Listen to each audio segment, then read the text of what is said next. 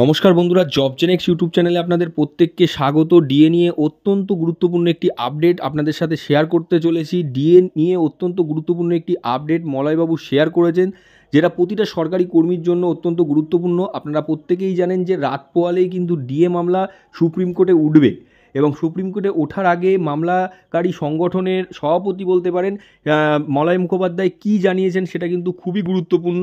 তো অবশ্যই আপনারা ভিডিওটা পুরোটা দেখবেন। যারা নতুন এই চ্যানেলটিকে সাবস্ক্রাইব করে রাখবেন এবং ভিডিওটি লাইক করে বন্ধুদের মাঝখানে শেয়ার করে দেবেন। তো চলুন দেখে নিই মলয়বাবু কী শেয়ার করেছেন, তিনি কী জানিয়েছেন তার ফেসবুক পেজে। দেখতে পাচ্ছেন আমরা এখন চলে এসেছি মলয়বাবুর ফেসবুক পেজে। তিনি কি লিখেছেন, আগামী সোমবার অর্থাৎ 18/3/2024 সুপ্রিম কোর্টের ডিএ মামলাটি বিগত 5/2/2024 তারিখের কজ লিস্ট অনুসারে সেই 60 নং স্থান পেয়েছে। ওই দিনই 5/2 তা সময়ের অভাবে মামলাটি হয়নি। সেই প্রেক্ষিতে অনেক কর্মচারী উদ্বিগ্ন প্রকাশ করেছেন, প্রশ্ন তুলেছেন, কেউ কেউ কটূক্তি করেছেন। আবারও 60 নং মামলাটি ওই দিন উঠবে তো? অস্বীকার করার উপায় নেই এই প্রশ্ন আমাদের, কারণ 12 বার মামলাটি উঠতে চলেছে, 12 নম্বর বার উঠতে চলেছে। তবে আমরা আমাদের আইনজীবীর কাছ থেকে যে তথ্যগুলি জেনেছি তা কর্মীদের শেয়ার করছি। প্রথমত, সুপ্রিম কোর্টের রুল অনুযায়ী এসএলপি কেসগুলির তারিখ অনুসারে মিসলেনিয়াস কেস হিসাবে ফ্রেশ ফর অ্যাডমিশন হিসাবে স্থান পায়, যা প্রথম দিকে আমাদের কেসেও লক্ষণীয়। সেখান থেকে কোনো মামলা শুনানির জন্য বিবেচিত হলে তা ক্রমশ অনুসারে ফাইনাল ডিসপোজেবলের হিসাবে স্থান পায়।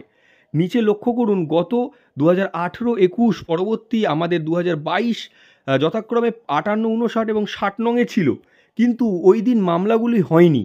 এবার একমাত্র আমাদের মামলাটি ফাইনাল ডিসপোজেবল হিসাবে স্থান পেয়েছে 2 নং লিস্টে দেখুন।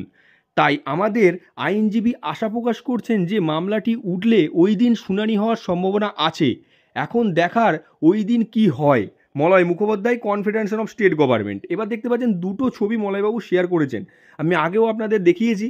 তো প্রথমে দেখতে পেয়েছেন মলয়বাবু যেটা বলতে চেয়েছেন যে অবশ্যই ডিএ মামলা যখন এসএলপি দাখিল করা হয় তখন সেটা ফ্রেশ ডেটে কিন্তু ওঠে, পরবর্তীকালে কিন্তু ফাইনাল ডিসপোজেবলের স্থান পায়। এইবার কিন্তু ডিএ মামলা যেটা রয়েছে সেটা ফাইনাল ডিসপোজেবলের স্থান পেয়েছে, 1 নম্বরেই কিন্তু স্থান পেয়েছে, অর্থাৎ 60 নম্বরে রয়েছে কিন্তু ফাইনাল ডিসপোজেবলের 1 নম্বরে রয়েছে। সেই ক্ষেত্রে মলয়বাবুর যিনি আইনজীবী রয়েছেন তার পরামর্শ অনুযায়ী অবশ্যই ডিএ মামলা এবার শুনানি হবে। শুনানিতে কি হবে সেটা কিন্তু কেউ জানে না, সেটা কিন্তু অবশ্যই সুপ্রিম কোর্টে দেখা যাবে। কালকে আপডেট পাওয়া যাবে, আপডেট পেলে অবশ্যই আপনাদের সাথে শেয়ার করব। কিন্তু আপনারা অনেকেই কমেন্ট করেছিলেন যে ডিএ মামলা শুনানি হবে না, পিছিয়ে যাবে, ডেটের পর ডেট দেওয়া হবে। তো সেক্ষেত্রে আপনাদের বলে রাখি, এইবার কিন্তু ডিএ মামলা উঠলে অবশ্যই শুনানি হবে, কারণ ফাইনাল ডিসপোজেবলে 1 নম্বর লিস্টে কিন্তু রয়েছে। তো পরবর্তী ডেট পাওয়া যায় নাকি কি যুক্তি পাওয়া যায় সুপ্রিম কোর্টের তরফ থেকে অবশ্যই আপনাদের সাথে শেয়ার করব। ততক্ষণ পর্যন্ত ভালো থাকবেন, সুস্থ থাকবেন।